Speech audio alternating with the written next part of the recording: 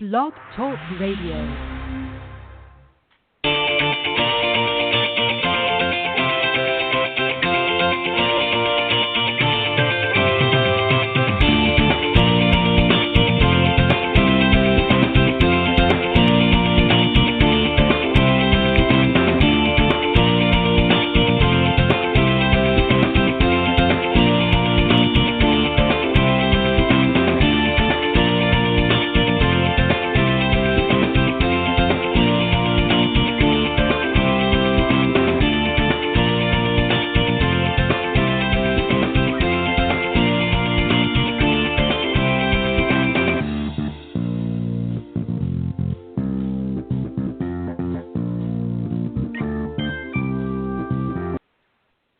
All right, good evening, everybody, and welcome to Golf Talk Live. I'm your host, Ted Odorico, and we've got a great show for you this Thursday evening, November 17th. We're already just over the halfway mark in November, and before long, we're going to be celebrating a new year. So just a few shows left for the year. I'm not going to have one, obviously, just for next week because of Thanksgiving, and then we'll have a couple of more shows in December, and then we'll take a well-deserved break until early in January, and I'll announce the dates a little bit later. But anyways, welcome to the show for those of you tuning in. Of course, we are live every Thursday evening, unless otherwise stated, from 6 to 8 p.m. Central Time or 7 to 9 for those of you on the East Coast. Best way to find us, go to blogtalkradio.com, and up in the search key, type Golf Talk Live, and that will take you to the main page. And always at the top of the page, of course, is the current show. And for some reason, if you're not able to tune in live, not a problem. Just go to blogtalkradio.com/Golf Talk Live, and you can scroll down to the on-demand section, and that's where all of the previously aired shows are recorded. And they always have the most current, again, at the top of the list. So, again, but for those of you tuning in live, welcome to the show, and thank you. Of course, we're going to start off, as always, with a great Coach's Corner panel. I got many of my favorites on tonight. Clint Wright, Pete Buchanan, and Brian Dobby are joining the panel tonight. And then a little bit later on in the show, I'm going to be joined by my very special guest, Dr. Frank Fornari. He's the Chief Executive Officer of BioMech Golf. We're going to talk a little bit about what he has been working on for the last several years, and we're going to get into that a little bit more depth when he comes on in the second half of the show. For those of you that want to call in, we'd love to hear from you. You can reach me out at area code 646-716-4667, or you can email your questions or comments to me personally at ted.golftalklive@gmail.com. And of course, as always, update on social media on facebook.com. Go to facebook.com/Golf Talk Live blog, and that's the main page for the program, and you can post your comments and any information that you want pertaining to the show. And you can also follow me on Twitter at Ted and Buck CEO, and of course CEO is in capital letters. As I mentioned, I've got three great gentlemen on the show tonight. They've all been on here many, many times in the past, and I'm going to read out just a little bit about each of them. Clint Wright, of course, he's, as I said, been on many, many times. He's a 30-year member of the PGA as well as a partner at TGM Golf, and a big proponent of the R3 approach, which he's talked about many, many times on the show as well. And one of my favorite guests, another favorite, of course, is Pete Buchanan, founder and director of instruction and the owner of Plain Simple Golf LLC, which, of course, houses the Plain Simple Golf Circuit and Simple Swing Repeater Training Brace that he has talked about as well on the show. And he's been teaching as well over 30 years, and glad to have him aboard. And, of course, last but certainly not least, another good friend, Mr. Brian Dobby. He's a PGA member and currently the director of instruction at Montclair Golf Club in West Orange, New Jersey. Many accomplishments under this young man's belt. He was the New Jersey PGA included as the Assistant of the Year in 2005 award, 2010 Junior Golf Leader Award, and the 2012 Teacher of the Year Award, as well as many other great accomplishments. Guys, welcome to the show. Yeah, glad to be here, Ted. Hey, thanks, Ted. Ted, thanks for having me back. Appreciate it. Not a problem. Always good to have you guys on, and I appreciate, as I've said many, many times, I'm very honored to have you guys join me here on the panel discussions. And I know it's not always easy, as we all have other commitments to do, so I appreciate you guys giving up your time. As I mentioned off air, guys, we're going to start off with a question that was funny enough that just before we went live, probably about 30 minutes ago, I responded to a message on Facebook from a follower who had this question. He's from Dallas, Texas. His name is Mike Tyler, And this is the question he has for us tonight, and we'll see if we can help him out. And I'm going to actually go on social media. I'm hoping he's going to be tuning in tonight, but in case not, I told him I would go on social media later and post up some of the comments that we feed back. So this is not really generally at anybody, so whoever wants to chime in first, by all means, go ahead. Here's the question. Ted, after 30 years as a scratch golfer, I just started hitting pulls dead left and dead straight pulls. Can't seem to stop. He's indicated that about 25% of his shots are perfect, and the other 75% are dead left, basically out in the lumber yard, as he said, and he wants to know, are there any suggestions? So, guys, the floor is open. Anyone want to chime in first? I'll jump in on that, Ted. It sounds like Mike's a good player. He said he's a scratch golfer. The first thing I look for when people have pulls, especially good players, is I'll look at their alignment. So I'd recommend Mike to make sure he's not aimed too far to the right. Being a good player of his, I'm sure he works the club down and inside a little bit. So he might just be aiming a little bit too far to the right and working it back to his target. And that's what typically good players do. They tend to work that club back to the target. But I would look at that first, Ted. Okay. Well said, Brian.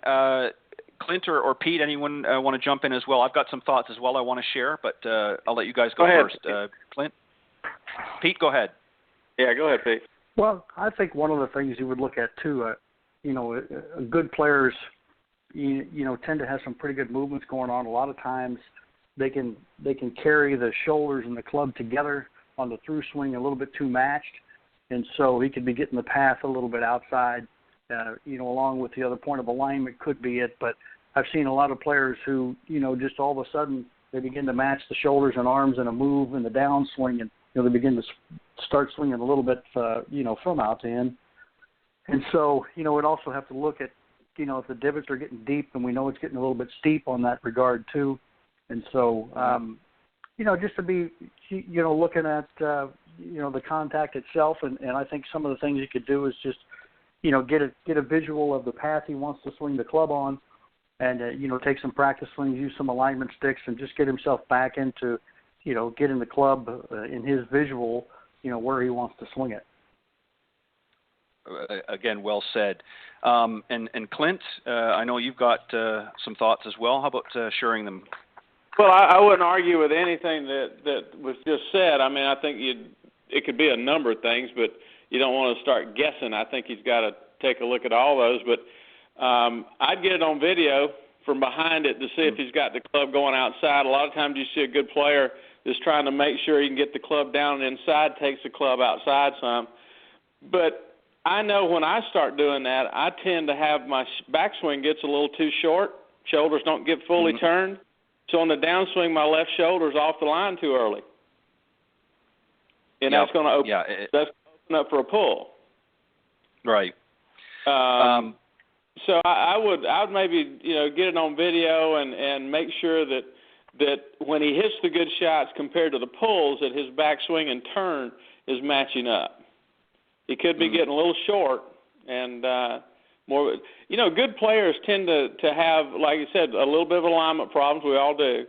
But generally speaking, the better players I've worked with, it comes down to timing and transition into the downswing. You get a little off pace sometimes. So that's where I would. Excuse me. Yeah, I would agree. And you've each really kind of touched on some different things. And I kind of along the same ideas. And here's just some of the thoughts that I put together. And by all means, if you agree or disagree or want to add to it. But I agree that one of the things that you want to look at is alignment. But the other thing, too, that I think with better players, and Pete, you touched a little bit about this, is about the shoulders as well. I would like to watch the right shoulder a little bit. Sometimes instead of moving down, they tend to go out towards the ball. In other words, their right shoulder tends to sort of pop out a little bit, and that creates that out-to-in swing pass. So obviously it sounds and again, he didn't indicate there's any curvature on the ball. It seems to be just a straight shot. Which would indicate to me, of course, his club face is obviously seems to be square. But I would suspect that there's a couple of things here that could be happening. One, I think, as I mentioned, I think his right shoulder is popping out a little bit, and he's coming out instead of in a downward motion. And the other thing, too, is, and that could be a result of this, is overactive arms and hands. In other words, he's not engaging the big muscles. And I'm not sure Clint or Brian or who indicated this, but sort of a disconnect between the lower body and upper body, and that sometimes happens as well. He could be rushing his downswing from the upper body, and in other words, and that forcing that cutting across the ball. And of course, because he has a square club face and he's now aiming and pulling hard to the left, he's going to get that pulled shot. So here's a couple suggestions that I would do if I was him. Again, Clint, I agree with you. Let's get it on video. But also what I would do is I would set an alignment stick out maybe a yard or so out in line with his target, right along the target line. And what I would do is I would work at hitting the ball and moving my path from a little further inside and swing out to the right of that alignment stick. In other words, I would force it a little bit. So instead of trying to hit down the target line, I would force it from a little bit more inside and out to the right a little bit, just to make sure that he's getting that right shoulder in a little bit more and down through the ball and not putting it out. So those are a couple things that I would do. But definitely, as you said, Clint, I think getting it on video is key, because really we don't know. We're kind of guessing a little bit based on some of the common scenarios. But any other comments or agreements or disagreements there? I think you're right on the mark. I mean, Absolutely. You talk about the right shoulder. I basically am talking about keeping the left shoulder down the target line longer. Ends up being the same thing. Yeah. Sure. Absolutely. Yeah. And you know, it's sometimes right. It's sometimes difficult too, guys. I mean, you know, we're not visually seeing what Mike is doing. So again, we're taking sort of some of the commonalities that we see in a lot of some of the better players. But I think that those tend to be, as each of you touched on, and I sort of reaffirmed, are some of the key areas. So I'm going to make sure when I get back after the show and post my comments that, you know, I give a little bit of from each of you here. And hopefully, Mike, if you're listening to the show now, those are some things that you need to be looking at. And obviously, you've been a good player for many, many years. And so you must be doing something right if you've been playing scratch for a number of years. I want to move on to the next question here that I've got for you guys tonight. And the question really is, feel is real, or is it? And I want to clarify what I mean by that. I'm not necessarily talking about, feeling the golf shot, but what a golfer should feel when making a good swing. And Clint, I'm going to start with you on this, because I know working on the short game, we obviously want to control distances and things like that, but there's a certain feel, I think, for most players, and I want to talk about that sense of feel. First off, is it real? Is there such a thing as sort of feeling the shot? Some people say yes. There's some people who have come out now and said, well, it really isn't feel, it's all mechanics and so on and so forth. So I want your thoughts and input on that. Well, I'm going to weigh in on the side that feel is real. Okay. Without a doubt. I mean, I think there's a number of things, particularly in the short game, and the long game too. I mean, is that I know that I try to get a person, and I do this in my game, I'm sure most good players do. There's a little bit of intuition that goes into the rhythm and the distance flow of the shot. But I've always tried to work with people to understand and feel the rhythm of the stroke that they feel like that will give them the pace to carry the ball where they want it to. And that you have to feel that. That's not mechanical. Right. Certainly there's mechanical technique to make impact on the ball. We can't slight that. But in order to get the pace and the feel of how far the ball is going to go, to me that's 100% feel. And you eventually can work in some benchmarks like we would on full swings, 8-iron 150 or 5-iron 175. You've developed benchmarks for what clubs to use there. But the feel of the shot still comes down to rhythm and pace and some intuition about how the ball is going to react. Right.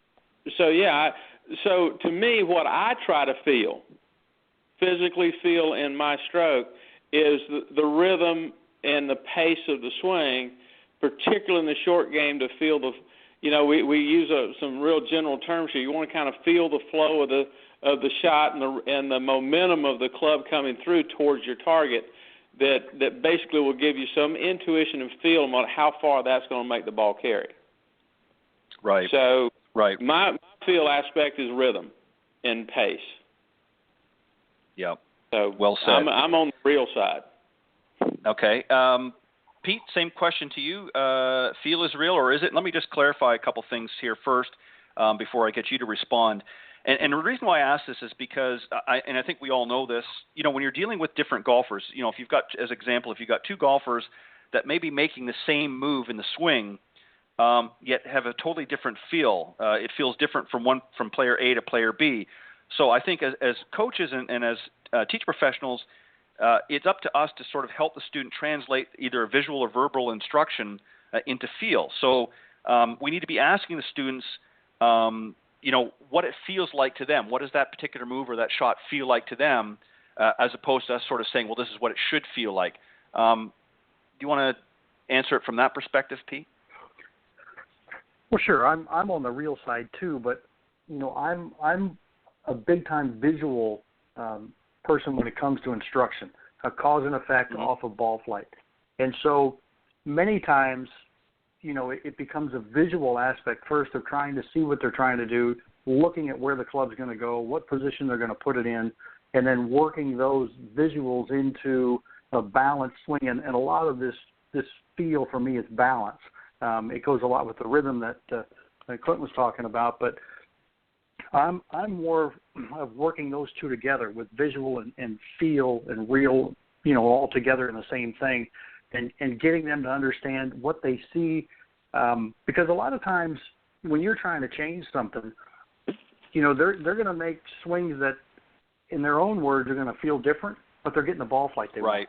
So it takes a little bit for them to get comfortable with that. So on a visual standpoint, they can see the impact that is happening because of what the ball's doing, and that helps generate into some feel for what they're trying to do. And I think if they can keep a good eye on what the ball's doing and seeing what's going on, and not only that, I use a ton of drills, so they're always visual on where the club's going and where they're going to put it, and then we move that into one singular motion. But I think if from a visual standpoint, and each person is going to see it a little bit different, but it can still relate into the same feel for each player. Right, exactly, and again, well said. Brian, I want you to also chime in. I know I don't want us to obviously to be too repetitive here, but I'm sure that you concur with both of the other gentlemen. But what are some things that you do with your students up at Montclair that help them to understand? And again, as teacher professionals, we're not trying to tell them how they should feel. We may use some examples of our own, personal situations to describe it, perhaps. But essentially, we want the students to feel the various movements and as Clint put it, sort of the flow, if you will. What are some things that you do when working with your students up at Montclair? Sure, Ted. Well, first off, I agree with Pete and Clint. Feel is real. I love the visual aspect Pete was tying into it. I just think I like to ask my students, what did that feel like to you? And I think during a lesson, asking the right questions is important. And I know my feel for golf is going to be different than my students, and it's important to get them to tell you what they're feeling. What did that shot feel like, especially in the short game? There's so many delicate shots we hit at Montclair and any place for that matter that you're feeling the club face, you're feeling the loft of the club face, and it's tied into your hands. And I think probably most players feel that more in their hands in the short game, and then in the full swing, I just think there's so many triggers that people could be working on, especially good players. Some of them feel their lower body more than their hands, and some of them feel the club head more. I like to feel where the club head is as it swings around my body. And I try to bring that out of my students when I'm teaching them, whether it's the full swing or the short game. What did that feel like to you? And they're correct, whatever they say, and it's important to let them know that what they're feeling is correct, because everybody's a little bit different, but at least it's something they can center on for that next swing. But right. Definitely, I think feel is real, Ted. Definitely. Yeah, and I agree with all three of you on that. I think that, and some great answers, by the way, guys. Thank you. I appreciate that. My next question is actually sort of a combination of two. Obviously, I'm sort of following a pattern here. We're going to talk about the senses a little bit tonight, and then I've got a few other questions. But I want to talk about the sense of sight and also the sense of sound and how that sort of plays in. Let me just give you a couple of examples here. And Pete, I'm going to go back to you here, and then Brian, and then Clint, I'll let you wrap up, and then we'll rotate it out again. What I mean by the sense of sight, obviously, as some of you pointed out, a lot of players are visual, Pete, and a couple of great ways that we've already talked about in our answer to Mike earlier on is, talked about video or even still pictures to give sort of a visual feedback. So maybe in your own understanding, given a perspective on how important sight, the visual component is for some golfers out there. And then from the sound, obviously there's different areas that we can talk about here. And the one I want to really focus on is for some of those players, the verbal communication, verbal instruction. So it's sort of the opposite to the sight. Is some are more visual and some can understand what's going on through the verbal communication from their instructor. So touch on both of those and how you sort of tie the two together in your instruction. And that's for Pete, sorry. Well, I use video most with everybody because I'm always trying to get them a good understanding of what they're trying to see and how it relates to actually what they're doing and what the ball flight's doing. I've always been down that road of trying to get somebody to see, and along this same line, I had a great question asked the other day. They said, how do you know your backswing's supposed to be there? I said, well, I've put it there enough times I know what it feels like. So, right. It's a matter of doing things in repetition to continue to put them into segments. I mean, I have a whole, program that's built on segmented drills of different positions in the swing that I think are important for people to understand and where the club and the positions of the body should go. And I think as they're working through those, they can begin to see those individual positions, and that helps create a feel for where the golf club actually is. And as far as sound goes, I mean, golf instruction, as a matter of fact, teaching anything is communication. So the sound Sure. of it is vital. From that perspective, I'll go down that road because if you can communicate the right message, and I always try to take the simplest message because I want to get there as quickly as I can and as simple as I can. Right. I know that, over the years, some things have gotten pretty complicated in some of the descriptions of things that are going on, but I've always tried to keep it very, very, very simple. And I know for one thing for sure, the longer I've taught this game, the less I say. And so I've learned over the years how to simplify it down and use specific sounds, communication, so that I can get to the point as fast as possible. Yeah, and I think that's an excellent point. And Brian, I want you to sort of piggyback on that a little bit as well, because I think that's extremely important. I think that sometimes less is more. I think obviously earlier on in our careers, we're trying to, I'm sure for a couple of reasons. I think one, we're trying to let them know, how much we know about the golf swing and so on. So it's a little bit of a, the chest puffed out, and we're talking about all these things.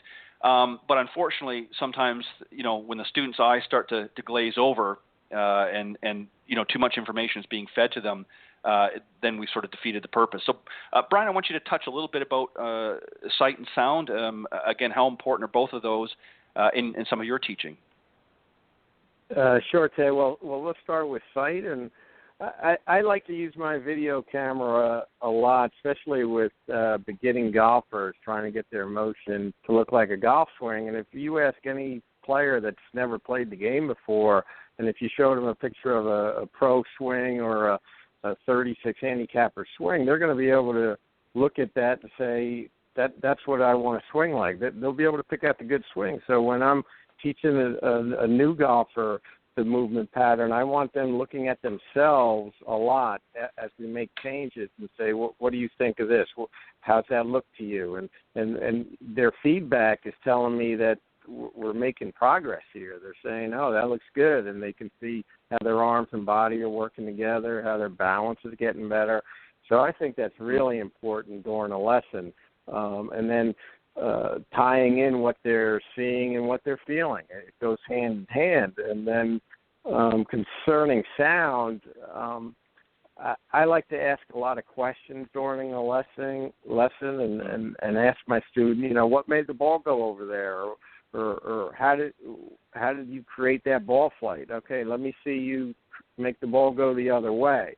So I just think by giving questions and asking the right questions, the student actually takes some of the learning on themselves, and they try to figure out ball flight. And I definitely talk less now than I did, 20 years ago when I started teaching. I've become a better listener, and I think that's important as a teacher. Listen to your students, get to know what they're trying to learn and what their goals are in golf, So, sound's important, but I try to keep it to a minimum myself. And I want them being more talkative than me during a lesson for sure. Yeah, and I agree wholeheartedly. And Clint, I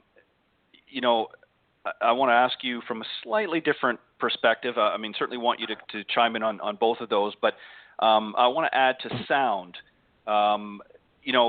We've all heard over the years talked about, when you hit a good golf shot, there's a certain sound that the club makes. There's a certain sound that you hear. Talk about that as well in your answer about how important that feedback is, or is it feedback that an amateur golfer can use as a gauge of whether they're striking the ball solidly or not. So talk about the other two as the other gentlemen have in your perspective, but then also approach sound from that angle as well. Is it important to have that feedback? Okay. Well, first of all, I don't ever say anything in my lessons. You know better than that. I just stand there and watch them.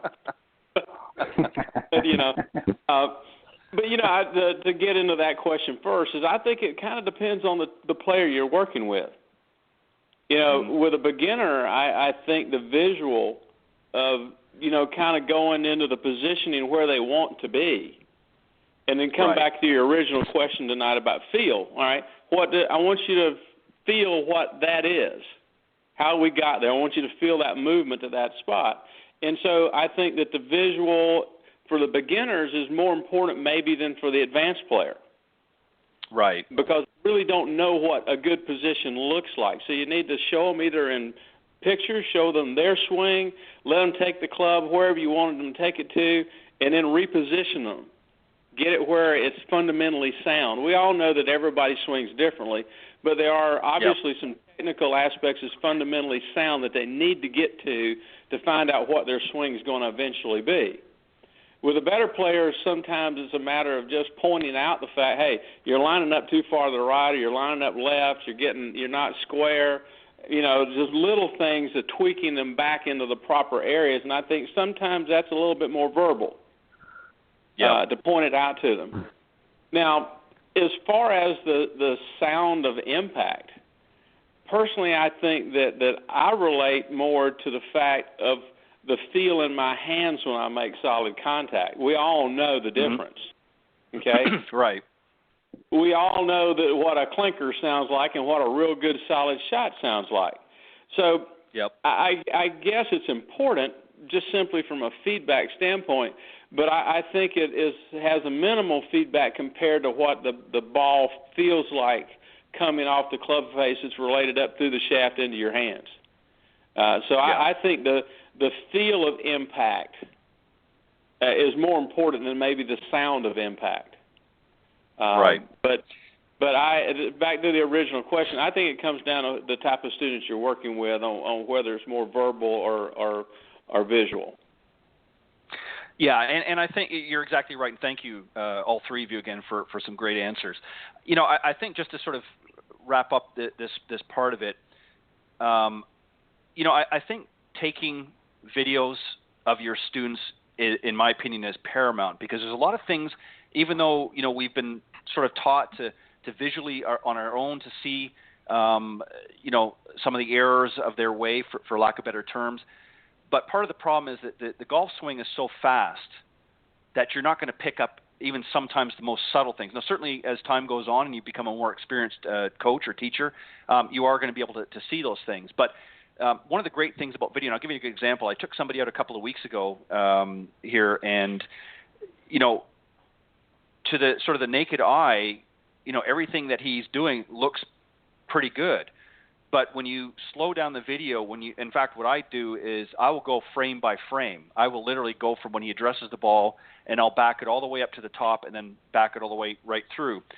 And what was very interesting is I knew that he was having some issues, and I won't get into all of it right now, but basically what I discovered was that his upper body was outracing his lower body. In other words, as you talked about earlier, Clint, he wasn't able to have that proper sequence. He would get up to the backswing, but his lower body was not leading. His upper body was leading. So he was hitting all kinds of funky shots. Well, it also showed me some other things. It showed me that his upper body, his arms, were not connected with his torso. They were working independently of his torso. And what was happening was they were not working in a free-flowing motion either.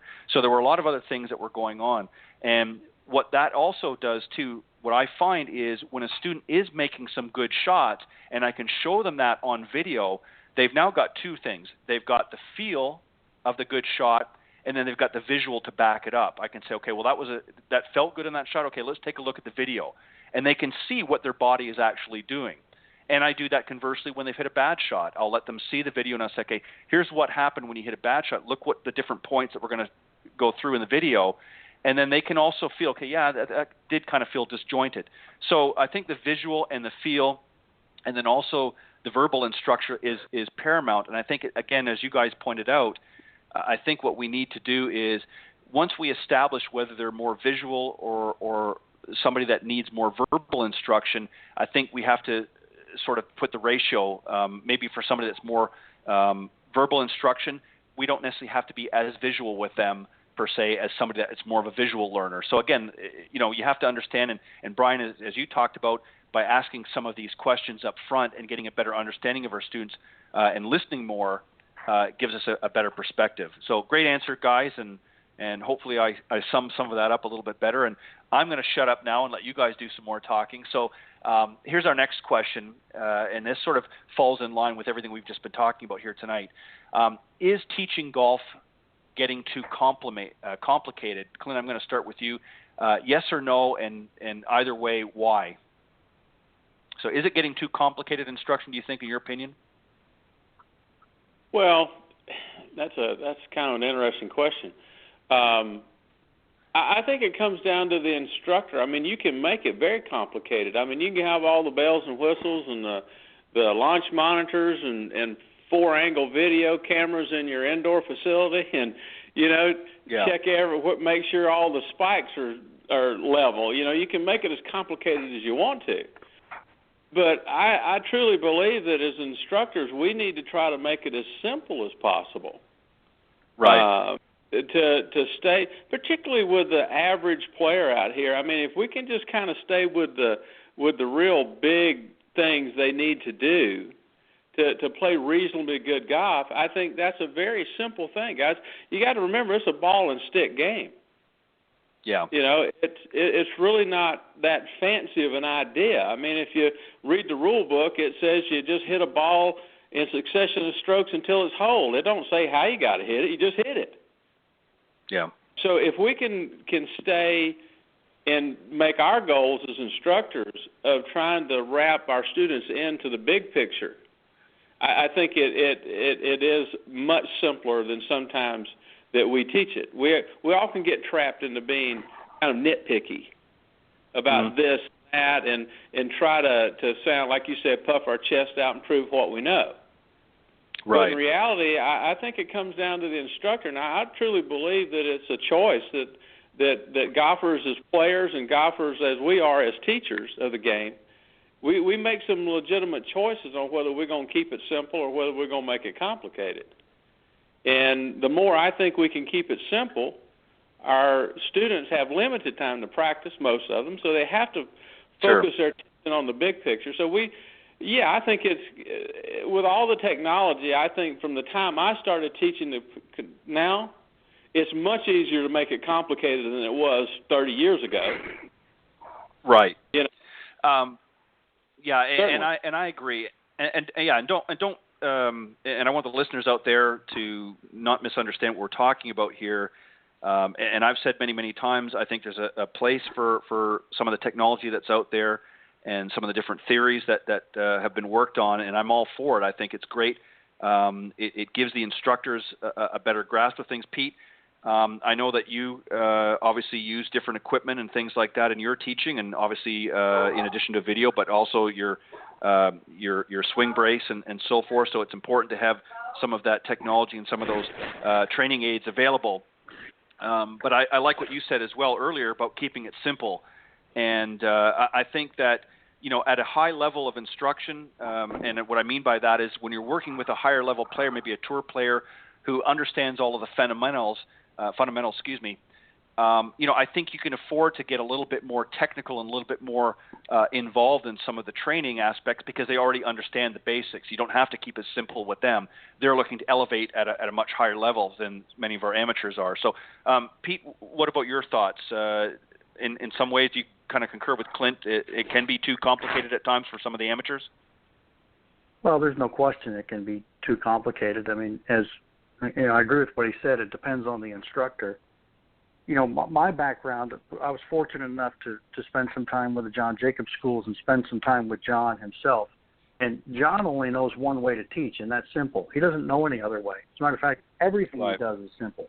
And it becomes infectious when you hang around that environment. And so I believe in looking at the game overall today.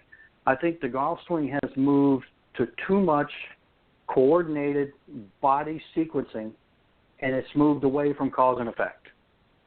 And I think that's where the complication has begun to come in. I think cause and effect isn't taught anymore to the instructors as it used to be, and I think because of that, you get somebody that goes into a swing and all of a sudden it's all about moving all over the place. But, you could really simplify it if you only made the changes that are going to affect the impact into what you're trying to get done. So I think for me, looking from an overall outside-in position, I come from the simple, basic background. That's the way I was taught, and I've always been cause and effect ball flight.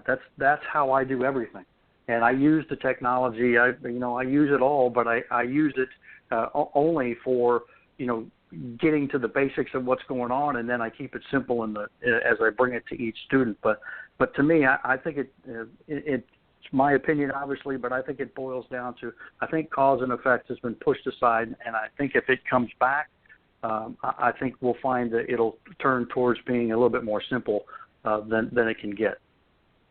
Right, and I agree. Well said. Brian, I know that you've got a lot of members up at Montclair, and I'm sure a lot of them sometimes get wrapped up in the technology that's out there. And again, let me just preface this. I don't want to sound like I'm complaining that the technology is bad, but I think really, and I'm sort of sensing this from the other two, that it has a place. In other words, it's great for helping us as professionals to diagnose some of the issues that we may be faced with in our players, but it's not meant to overshadow some of the general basics that we've been taught growing up as instructors. So, Brian, touch on a little bit about at Montclair how you try to find that balance and prevent it from being too complicated for some of your members. Well, it's funny, Ted. I've got a sign in my studio that says "Keep it simple," and that's always been my motto teaching golf. And I think as we know as instructors, we ought to be able to get somebody to hit a golf ball with ball flight and the fundamentals we grew up with. I think the information that's out there today for the average player complicates things at times, because I know a lot of my students get into over-analyzing, over-reading, over-watching, and that hurts their golf swing sometimes. And when they come to me for a lesson, we just have to back away, let's go back to basics. Give me something simple. Let's get it going, get your confidence going. So there's a fine line between that. I don't think teaching golf is too complicated, though, to answer your first question. But I just think with the technology out there, that's great knowledge for us as teachers. We know things about the golf swing we didn't know 30 years ago, and that can definitely accelerate somebody's learning and help us teach today. That's important. But the golf game, it's like Clint said, it's a stick and a ball. We understand a few common concepts and principles. It's really a simple action that we've turned into a complicated movement along through the years.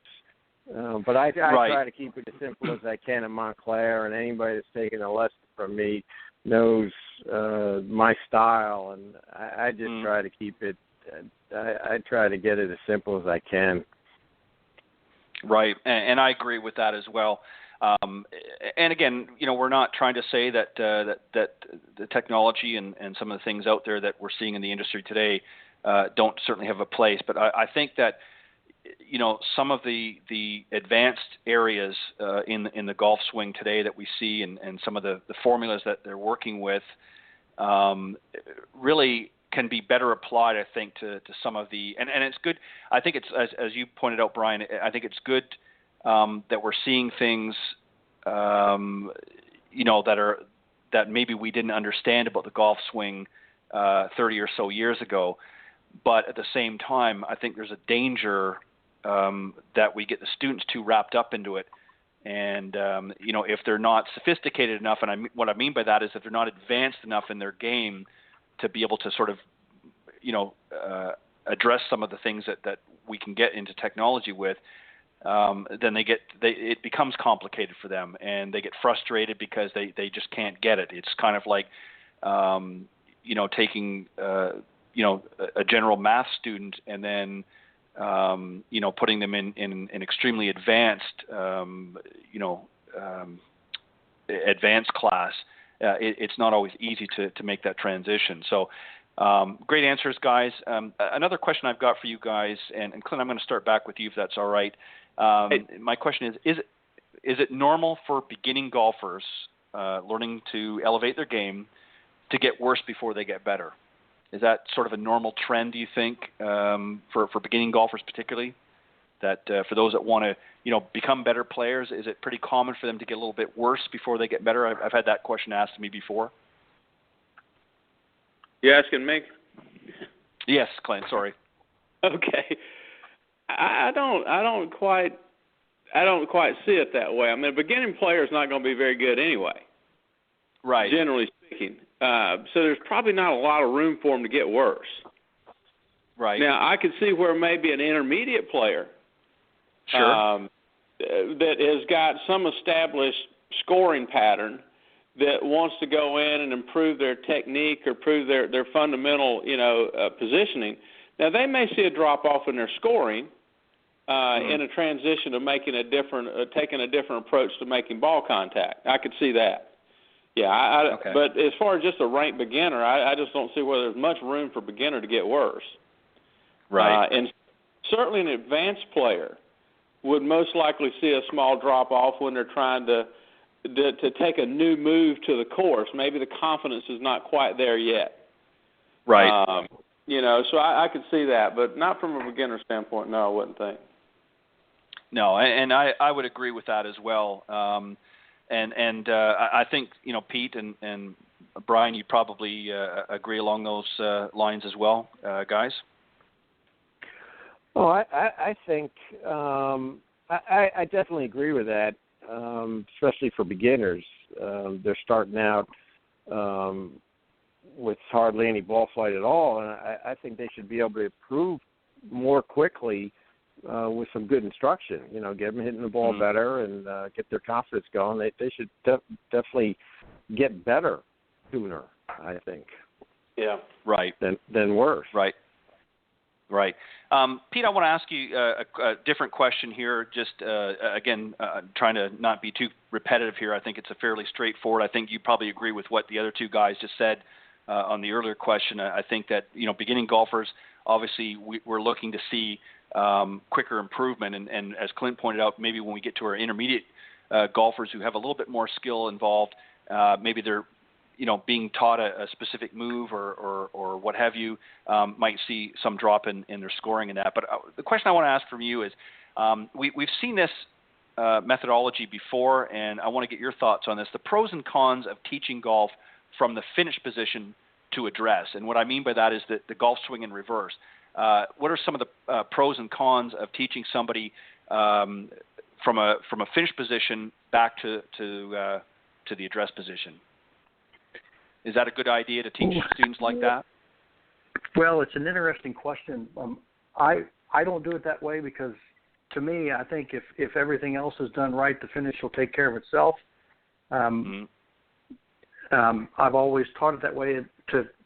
I wouldn't say whether it was, if somebody does that, if it's successful, then it's good for them. It's a way to do it. I've done some things of drills where I've started it from the top and reversed it. So I think in that regard, it can be something that can be very helpful. But for me, as far as looking at the ball flight, looking at cause and effect, and getting things in the right place, I've always been one that I'll use this phrase: if the backswing's correct, all that follows must therefore be correct, and a lot of those things will take care of themselves. I'm big on getting posture angles and things that address set so the balance is there so that when we move the club, a lot of things are going to happen on their own. And so I would be more into that, to me, the finish is going to be a result and not something that I would work, backward to. But, that's just the way I do it. Right. Well said. Guys, I want to, again, because we're getting close to our time here, and Before I move on to the next one, if either Brian or Clint, if you want to add to what Pete just said about that particular question, go ahead and jump in. If not, I'll move on to the next one. Yeah, I can't add anything. I said. Sorry, Clint, you want to go? Go ahead. It's fine. No, I just said I can't add anything to that. I agree with everything he said. I mean, that was a perfect answer. Yeah. Okay. Same here. Same I here. agree with Okay. that one. That was great. All right. Brian, I'm going to let you start with this one, then Clint, I'll let you throw in some comments as well, and obviously Pete as well, since we've got just a few moments left. My last question is this: mistakes on the golf course from amateurs and pros. What are some of the common mistakes that we see out on and I'm talking about on the course. I'm not talking about their golf swing specifically. I'm talking about some of the common mistakes that many of the amateurs make, and then maybe some mistakes that some of the pros make as well that we've seen out there that maybe amateurs could learn from. Brian, I'll let you start first, and then Clint, and then Pete. Sure. I think what I see out of the amateurs, mistakes they make, I think number one, it's under-clubbing. When I'm out in a playing lesson and stuff, I'm always curious to see what clubs players are using, and 9 times out of 10, they're not hitting enough club, and I think the average player is always thinking of their best shot when they approach a green or whatever, and they're forgetting that golf's a game of misses, and that that great 7-iron that goes 165 is only going to go 155 most of the time. So that's number one. The other thing for the amateur golfers is, on the course, I don't think they really have a routine, whereas, if you watch pros play, they stick to their routine, they visualize the shot, and they stick to that routine, and I think that's like a trigger to get you into a nice groove, a good rhythm, and most amateurs, they don't work on a routine, something that can be repetitive for them out there. So those two areas, if they worked on that, they would definitely play better, especially hitting more club. Right. And for the pros, watching pros play, it's very rhythmic. Okay, they've got a routine. They commit to their shots more than the amateur players, and they're definitely after a bad shot, they deal with the shot differently than amateurs. Pros tend to look at a miss as an opportunity to get up and down, or I'm still going to make a 4 here, whereas too many amateurs hit a bad shot and it tends to ruin their hole or their round, and they need to get back into the present. I think pros do a much better job of staying in the moment, sticking to their routine, sticking to their process, and they're really not worried about the results as much as amateurs, Ted. Yeah, no, and that's a great point, because you're exactly right. I think a lot of amateurs can really derail a round, especially if they start off the first couple of holes. Obviously, most players, even the pros on some level, maybe not as much as the amateurs, obviously, but it takes a couple of holes to kind of get warmed up and get into your rhythm. But for amateurs, if they start off with 2 or 3 bad holes, it pretty much sets the tone for their whole round. And if they start off with a good couple of holes, whether they part or not, but they're comfortable with their play for those first few holes, then it kind of sets the tone. Clint, what about you? Some of the mistakes made out in course from the amateurs, and what about the pros? Well, I would agree with what was just said. We call them little different things. I mean, I think most of us underplay shots. He called it underclubbing, Yep. underplaying them, or overplaying. I think with an amateur player compared to the professional is that the amateur player is going out to have fun. If they're going out to score, they get to the first tee box or really without a plan on how they're going to play today. Where the touring professional or the better players don't. They have a plan on how they're going to play the golf course today. But also the amateur player, I believe it always goes back to how they've prepared the week or two of their practice, that the tour player knows if he misses the green, he can get it up and in. The average player doesn't spend enough time with that aspect of the game to be able to get away with a bad shot, like you say, play into their emotions in the first few holes. They don't hit good shots. They don't get the ball up and in, or they play badminton back and forth across the green because they haven't prepared for that aspect of their game as well as the tour players do. And so I think he was right on the money. But from a tour player standpoint, I think it's more that they do stay in the moment better. We tend to want to step up and hit it as quick as we can. But I think that they have more trouble sometimes controlling their emotions than we may think.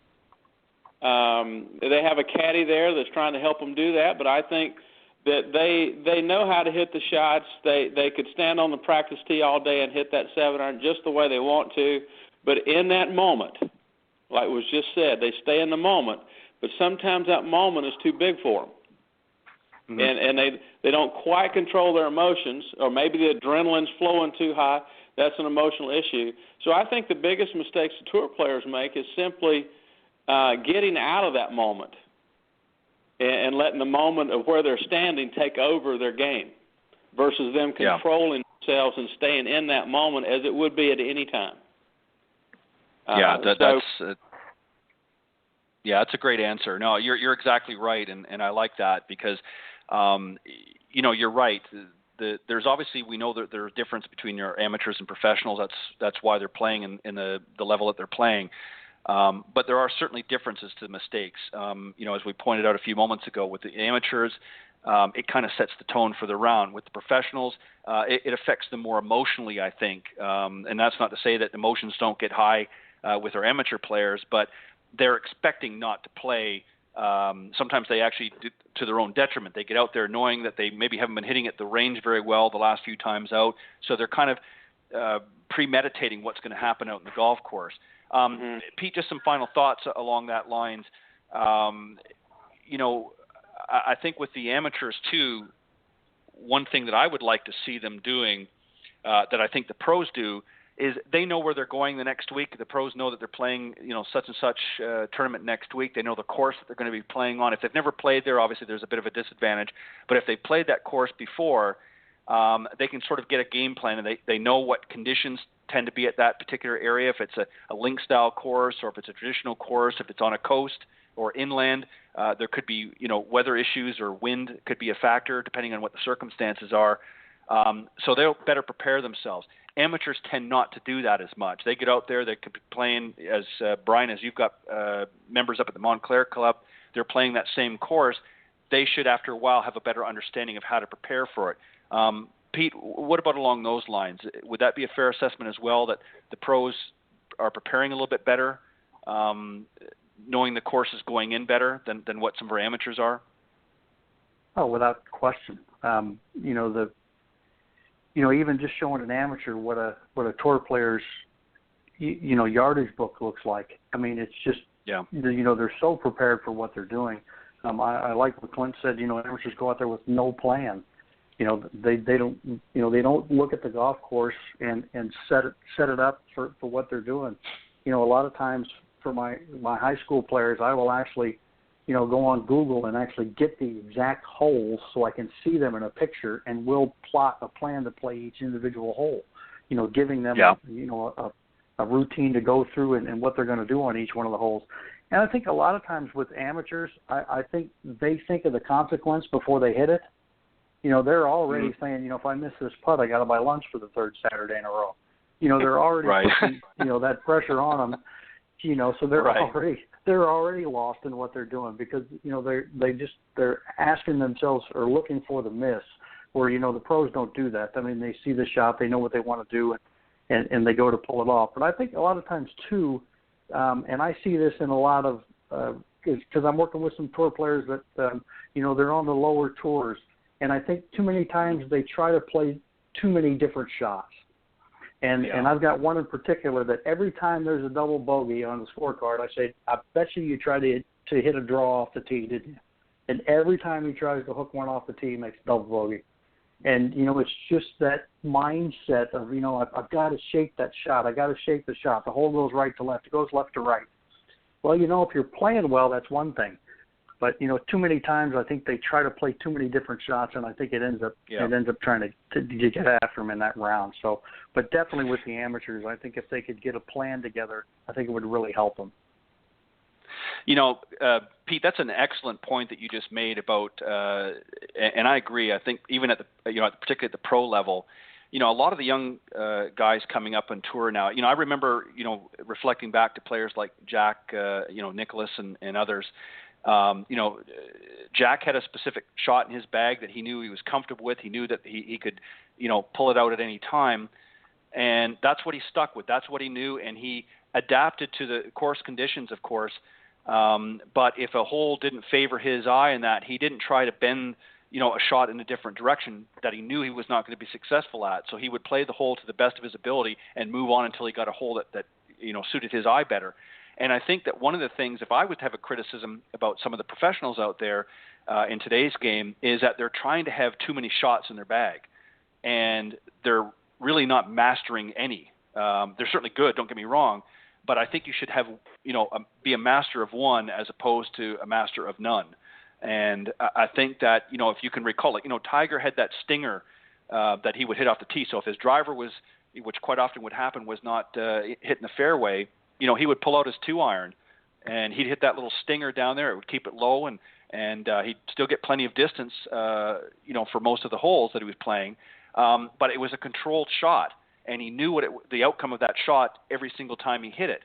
So that would sort of be his go-to. And I know he had some other things, I'm sure, in his bag as well, but that was particularly a shot that I used to see him hit quite often playing some of the different golf courses. So, and again, amateurs, I think out there, as you guys have pointed out, they tend to be doing things to their own detriment. They tend to derail themselves. One of the criticisms that I mentioned earlier is a lot of the golf, students out there, they get out there without being properly prepared. And I know that they don't have the same time allotted to them as the pros have, but good gosh, if you're going to go out and play, especially if you're playing in a club championship, don't you want to get out there and practice and work on some of the things that you might be faced and challenged with? Oh, no doubt about that. It was funny. The PGA was at Baldwin this year, and I got to work the event on Monday, and I couldn't. What really blew me away was how much these guys actually work on their games when I was there, and it's nonstop. And they're just so prepared to play. It was amazing how much they work at it. Right, and we understand. Yeah, we understand as coaches and teacher professionals that the amateurs don't have the same time and resources to get out there all the time, and don't have an entourage around them to help them with their game. But at the same time, if you want to be a better player, I don't care who you go and get your lessons from.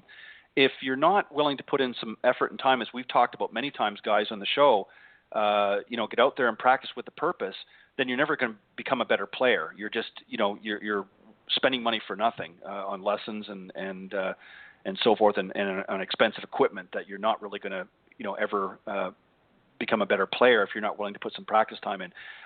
Guys, as always, thank you very much for joining me on some great discussion tonight. Very quickly, we'll go through the circuit. Clint, anybody wants to reach out to you, how can they go about doing that? It's just real simple, Ted. It's clintgolf001@yahoo.com. And Perfect. I'll be more than happy to respond to any emails we get. Perfect. Pete, yourself? Simple again, Plain Simple Golf. It's PLANE, plainsimplegolf.com, and all of my contact information's out there. Perfect. Thank you, as always, Pete. Brian, for those that want to reach out to you as well, if they're interested in maybe following up with some conversation or maybe interested in you helping them with their game, how can they get in touch with you? Sure, Ted. It's simple enough. It's Brian Dobby, PGA, at yahoo.com. I'd love to hear from anyone listening or anyone up here in the Northeast. We teach all winter up here in New Jersey, so it'd be great to hear from some new people. Perfect. Clint and Pete and Brian, again, thank you very much for joining me on the Coach's Corner panel tonight. Great discussion, and I look forward to. I don't know whether you guys. I haven't looked at the schedule. I know we've only got a few shows left, so I probably won't get a chance to have you back on the show before the year concludes. But I'll be sending out the 2017 schedule here before too long, and hopefully you guys will all be able to jump in again for next year. I got some very interesting things that we're going to add to the mix as well. I think will make it even a little bit more enjoyable for not only the folks listening, but also for you guys as well. But thank you very much, and to each of you, happy Thanksgiving to you and your families. As well to you, Ted. It's been a pleasure. Thanks, all right, Ted. thanks, guys. Have a good night. All right, bye-bye. Okay, that was my Coach's Corner panel. Great discussion tonight, guys. Thank you again. And we're going to bring on my special guest tonight. He's a gentleman that actually reached out here recently and has some great things that we're going to talk about tonight. We're not going to get into all of it tonight because it's a very in-depth conversation. So I've invited him back as well on some future shows to come back in and talk about it. But in the meantime, let's get into it. My very special guest tonight is Frank Fornari. He's a PhD as well as the Chief Executive Officer of BioMech Golf. And as the founder and CEO of BioMech Golf, Dr. Frank Fornari is committed to designing and developing, manufacturing, and distributing innovative golf equipment that will enrich every golfer's playing experience. And as he recently has said, if your golf equipment doesn't make you play and feel better, then replace it. His expertise is in physiology, anatomy, genetics, physics, and biomechanics, of course. And the study of motion provide the driving force behind BioMech's team of innovators. So let me bring him on. We're going to talk a little bit about his company and a little bit behind the science, if you will, about biomechanics. Thank you, as always. I look forward to having some conversation. Frank, good evening and welcome to the show. Hi, Ted. How are you? I'm doing very well. How are you doing this evening? Doing fine, thank you. Frank, thank you again for coming on tonight. I'm really looking forward to having you on the program and talking a little bit about some of the behind the science, if you will, of golf. But let's start off first off and foremost just to talk a little bit about BioMech itself. Tell us a little bit, give us an overview of the company and what it's all about. Well, BioMech is a bioscience company that really manufactures motion analysis products in the medical space. So we make products that help people move better, assess how they move.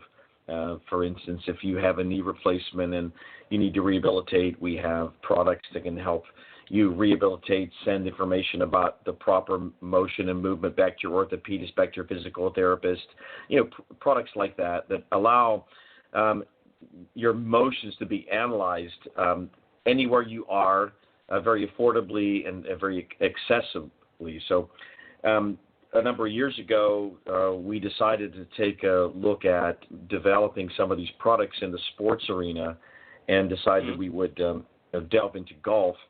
And, just golf is like any other motion. It can be done properly or it can be done improperly and everywhere in between. But what's interesting about golf is most people don't have the accessibility to be able to measure motion or measure their swing or have it analyzed unless you're playing at a high level or have the ability to get to a very high-end clinic or academy. Right. And have the resources and time to do that. So, the goal of BioMech is to make products for everyone. And if I told you that, only 10% of school children would have access to an education, people would be horrified. If I said less than 1% of all golfers ever get access to real meaningful lessons, people just kind of accept that is the way it is. And I think in order to do anything properly, you cannot substitute education and or the appropriate experience around it. It's an iterative process. So you need to keep taking lessons and learning and getting proper information the whole time through your golf life. And, golf is a very rigorous physical activity. And we're not all 19 years old and healthy. So as you move through life, you're going to have in the way you move and changes in the conditions that affect that motion. You're going to be on medication. You have surgeries. You're tired. You have things happen to you, injuries and whatnot. And these affect how you play the game. And I think it's important that we find a way to make metrics available so people can play the healthiest they can, get real-time feedback from instructional products, and teach them how to have a healthier and more productive experience with golf. So that's what we do here, and we use those motion studies to help develop some devices and products, golf clubs, if you will, that allow you to play the game healthier and more efficiently. Right. And we're going to talk about one of the products that BioMech has come out with here in just a minute. But I want to go back to a question that I asked the panel tonight on Coach's Corner about, and I think that you'll be able to answer. I know you and I talked about this when we were on the phone here recently, but I want to get your perspective on this, is pertaining to golf instruction. Is there a danger with some of the information that's being made available that is going to make golf instruction a little bit too complicated for the masses? How do we find a balance, in other words, with our golf instruction, while at the same time tapping into some of the technology such as your company's offering? How do we find that balance as instructors out there so that we don't overcomplicate it, but at the same time we utilize and tap into the information that's made available? Well, I think golf, in motion and, if you will, medicine is undergoing sort of a period where technology is merging with traditional observation type mechanisms. So if I give you a physical, a medical physical, I kind of look at the way you move and I make some notes and I come up with an assessment. But what I really want to do is have some technology that will quantify and really see the things that I can't see in real time. And I want to see them when you're away from my office as well. And I think I don't see a danger in the information. I see, what we do at BioMech is if we work and capture the appropriate information, the information is scientifically defensible and accurate, then what you do is you get it in the hands of the teaching professionals. So we can now show them and have them look and examine and see things that they never really saw before. So some of the things that we've been taught about the golf swing may be challenged by the fact that when we actually get the analysis, it's different than what we think it is. And, everything evolves. If you take a look at the golf swing today, it's certainly different than it was 40 years ago. And as we understand more about physiology and physics, the technology really becomes, a microscope and mirror and a way to sort of demystify, if you will, this motion. And we no longer have to hear things like, I'll tell you the secret of golf, and only a few people get to learn these things. Right. There's no secret to it. It's sound fundamental motion. It's based on your physiology and your biomechanics and these sorts of things. And the technology that we have just simply will augment and help the teaching professionals really get information in an actionable and meaningful way to most people. And what we think is really important, if you take a look at the average day of an average PGA teaching professional, maybe they have an 8 hours in the day where they can give lessons, and that's probably more hours than they really do have. So if they can give hour lessons, they can see 8 people. So I might take a lesson from PGA professional A, and I go once a week, and I'm really good while I'm there with that professional. But then when I leave, my adherence or my ability to do what they want me to do just falls off dramatically. Much like if I'm in a physical therapy office and I have my therapist watching me, but as soon as I leave, I start to do things improperly, and it diminishes my ability to retain that. So what we do is have products that really allow you to take the teaching professional with you. So we can program and program in motion that we want the PGA professional to do, and it gives them flexibility to now send you home, and now you can take lessons from that person 24/7 because we're sending the data back in a very, very easy, meaningful report back to the student or the golfer, and then the data can go back to the teaching professional at a level that they understand, that doesn't intimidate them either. And now what we've done is we've connected that student with that professional anytime, anywhere. So if you're a teaching professional, Ted, in Florida, and I just like the way you teach, I can actually get a sensor from our company. I can sign on with you. I can send data to you. I never even have to meet you. You can be teaching me from where you are and where I am. And what it's going to do is it's going to expand the amount of folks that can get to the teaching professionals. I think in any discipline, knowledge is what wins. And the people that teach that should be able to disseminate that knowledge to everyone, not just 1% of the folks that do the activity. Right. Let me ask you this, Frank, because this is a question I actually asked Tuesday on my morning show, the Women of Golf program with my co-host, LPGA professional Cindy Miller. And one of the questions that we asked our guest was, sort of tapping into the millennials has been very difficult. I mean, certainly there are a lot of pros out there that are teaching in that category, but a lot of the millennials out there have not gravitated, unless they're specifically, born and raised in a golf environment, to golf, one, because of the cost and so forth.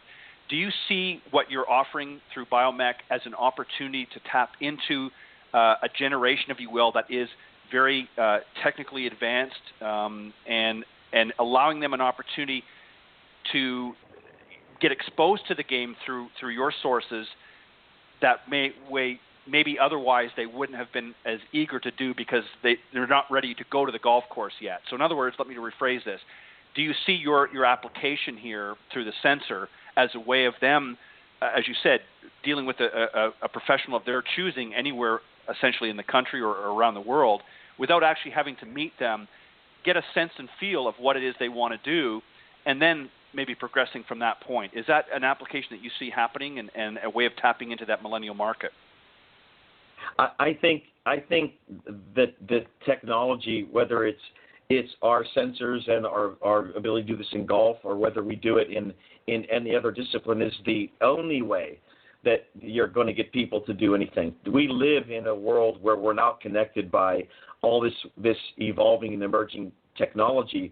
85% of all golfers, maybe even north of that, whether you're 92 or 9, have a smartphone.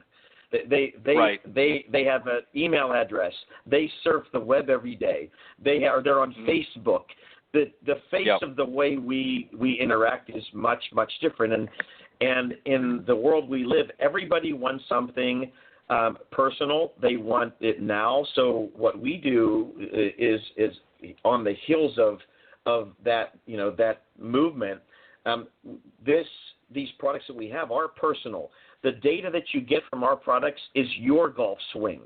It's what you're doing. It's not what we don't average the data across 50,000 golfers and say, this is what you should be doing. This is what you're doing and how you can improve your particular golf swing. And I think if golf is to grow, I think the only way it's going to grow is it's going to have to find a way to adapt and adopt and work with all these emerging technologies and make this part of the game. So what we tell people is really, if you think about it, Ted, this is nothing new. So when I was a kid, we had persimmon woods, right? We had to go in and figure out our handicaps on a piece of paper with a hand long math. Now everybody has metal woods. We have hybrids. We have GPS. We have Garmin's. We have things that map the greens. We have things that do follow your ball flight. You know, all these sorts of things make the game not only more fun, but they make it more objective. So gone are the days where people have these sort of slow lives where they can come home and go to the club and practice on the range with a professional. They don't have the time. They want to be able to practice golf in their house, in their backyard. They want to be able to go to the driving range and make it a meaningful experience. They have too many other things to do. And the technology that we have allows them to fit golf in, where normally, because of the time constraints, maybe it's something they wouldn't decide to do. Mm-hmm. Yeah, and that well said.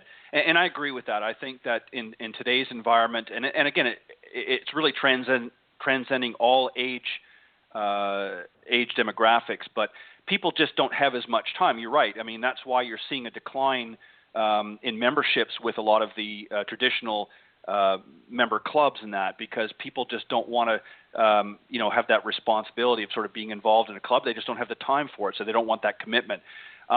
The other thing too that I want to talk about, you mentioned, you and I talked about this with you at the app and sensor. Tell us a little about how they work. How the golfer sort of does that, how the sensors work, and how you also have an app that I believe is available or coming out that will help connect, again, golfers from literally all around the world. Tell us a little bit about that venture. So I'll get you started. I actually want to introduce John Douglas, who's a partner at BioMech and is the CEO of our sensor division. A long-standing career in the tech industry, from Apple Computer to a number of other companies he started and developed. It just came in this evening here, so I want to, if it's okay, I'd like to just have him jump in and speak a bit. I mean, John has a wonderfully rich career starting at Apple with developing and watching technology emerge in other industries. So, John, I'm just going to let you answer that question. Okay. Ted, thank you very much. Nice to talk to you. Thank you, John. So to the question that you were asking, and if I miss a piece, please, by all means, feel free to point me in the right direction. Let me just start by saying a couple of things that we view as foundational to what we build in terms of the technology, whether you're talking about the apps, the sensors, the ecosystem, et cetera. I cut my teeth early on in my career working at Apple, and what I appreciated about Apple, this is in the 80s, was that, Apple was trying to make technology approachable. It was trying to make it friendly. It was trying to use technology as a tool to help improve people's lives. It wasn't technology for technology's sake, right? Right. And, throughout my career and my admittedly limited involvement in golf, which has been a great pleasure, there is a reticence by a great many people, especially those of us who are getting on in years, to use technology when there's no good reason to use it, right? And to the point that you were making earlier about millennials, millennials in many cases, and my kids are perfect examples of that, embrace technology and they use it for everything, right? And so there's this discord, right? But the reality is that technology is nothing more than a tool, and so the way we approach the use of technology is in an effort to help people improve their lives or get better at what they want to do. So with that said, we're about measuring things, to what Frank was saying earlier. So we want to be able to build technology, this is what the app and sensor do, that let you measure whether you just think that you're getting better and you're not, whether you really are getting better and by how much, whether you perform better under certain circumstances, different times of the year, when the temperature is within a particular range. There are all these things that can factor in that are very different and very metric driven compared to how do you feel you're doing, right? So we're about measuring these things. And what the sensor is designed to do is to, with an eye towards that ease of use that I was referring to earlier, transparently sit there and watch what you're doing and simply monitor and report back to you how you're doing in an easy-to-understand fashion and tell you how to improve with easy-to-understand language rather than you're 1.5 degrees to the left on your left knee, you're 2 degrees to the right on your right knee, and you basically what I'm getting at is that a lot of the technology that's out there today, while it may provide scientifically valid information, is not necessarily actionable to the average individual. So the foundation aspects of what we've built are, let's build technology which is absolutely scientifically valid in terms of its accuracy. Let's make it able to be used anywhere that you want to, and especially in those venues in which you're accustomed to performing, not just in a lab environment or in a flat, straight green. And let's provide information directly to you in real time in language that you can understand that helps you to improve. So those are the foundational tenets. So to take off on that, Ted. So we'll just go over how the system works. So we'll start with the putting application, which is the first one that's coming out in 2017. Okay. So we took a look at all the appropriate metrics that you would measure in a putting stroke, and everything that could happen in any possible putting stroke, and modeled what in our minds was the most efficient way to dissect that stroke out and things that we could measure reproducibly and meaningfully. So what we did is the sensor basically attaches to your club. It self-calibrates. So you just turn it on. You do a very, very minor calibration to it by turning it in a couple of different directions. It takes literally 5 seconds to do that. Now you are ready to putt. The math that we built into the sensor, it knows when it's still, it knows when it's struck a golf ball, it knows when you've made a putt, and it keeps all the motions of that stroke. So the putting stroke itself is the most important thing that I think that you can do when you make a putt is make a straight stroke through the ball and keep your face square to the target line. I think everybody would agree with that. And yeah, exactly. Most people, the way traditional putting works is they putt with devices that cause them to lean over. These are short clubs. They're in a spine angle that's frankly not optimal and can cause cervical and lower back problems and back pain. And it's not something that you can keep your upper bodies in a perfectly still or reproducible position. They lock their knees, which prevents them from weight shifting and throws them out of balance. They use a device that may have an 18 or 25 degree lie angle, which means they're reaching forward with their hands and arms, trying to make a very, very smooth movement using all the small muscles of their hands and arms, which is completely counterintuitive to any other motion we see in sports.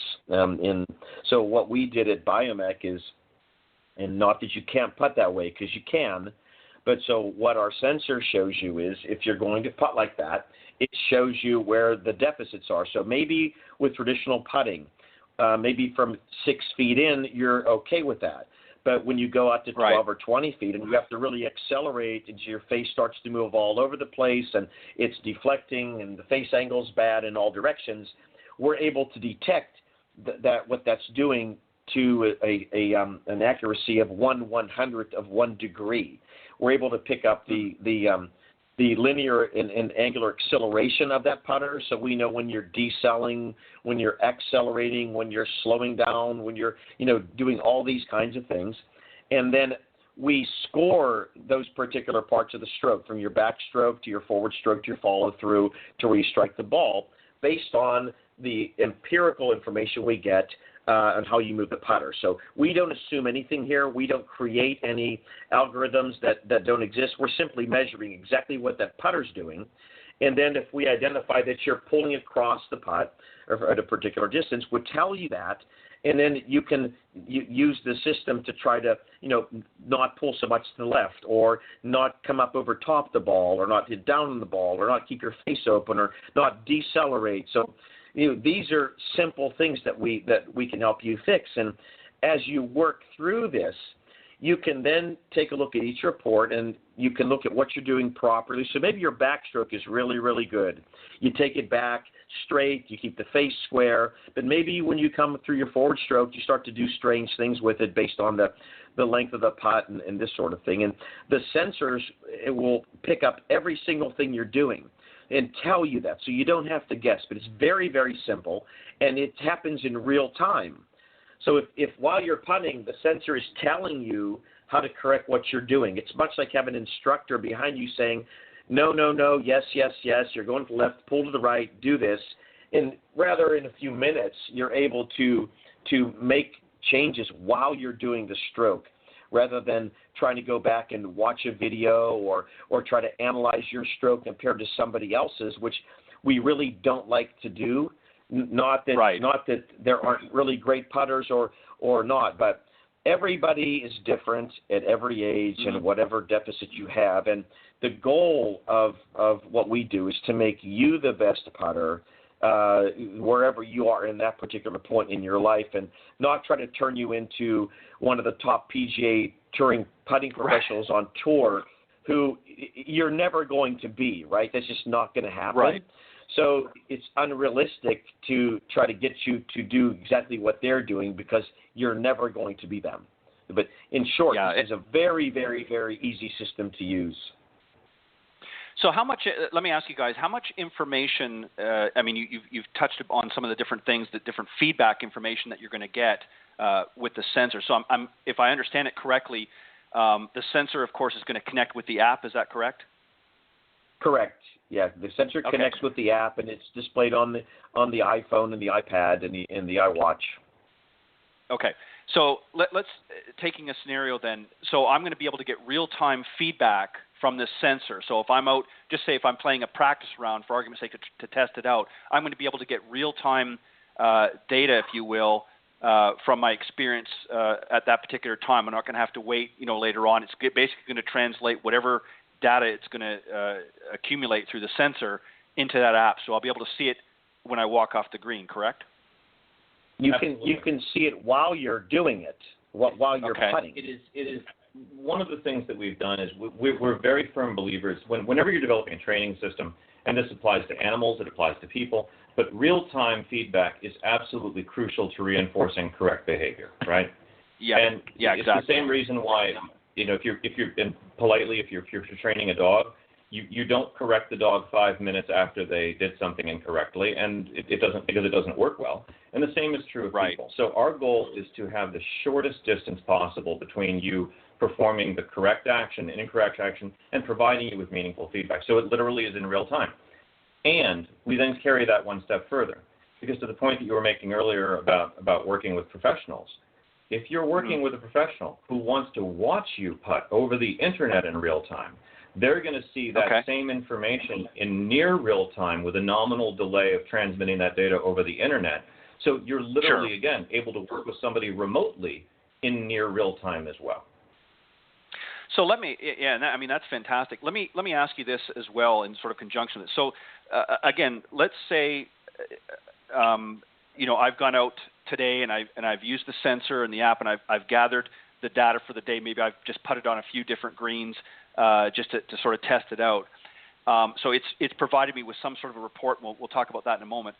But if I go out for the next 3 days, is it going to give me not only an individual report for each of those sessions, but be able to sort of analyze, so I can look at the different days simultaneously? In other words, like I'm going to be able to open it up and the app up and say, okay, I want to see Thursday and Friday and Saturday when I was up working on my game up on the putting green. So I can see that. Absolutely. So, and the coach can also see that as well and say, okay, so now I'm going to say, as an example, you pointed out earlier, guys, that maybe the the backstroke is fine, but maybe there's other issues happening in the forward stroke. So I'm going to be able to see the differences each day and be able to draw a comparison and say, okay, yeah, I'm doing this okay here, but I'm doing this differently each of the days. Correct? It keeps track, Ted, of your entire golf life. So you can go back and take a look at, if I hurt my back in January, how did it affect my putting stroke? It does things like, most people, they take a practice stroke, and we're all guilty of this. Your practice stroke is really, really good.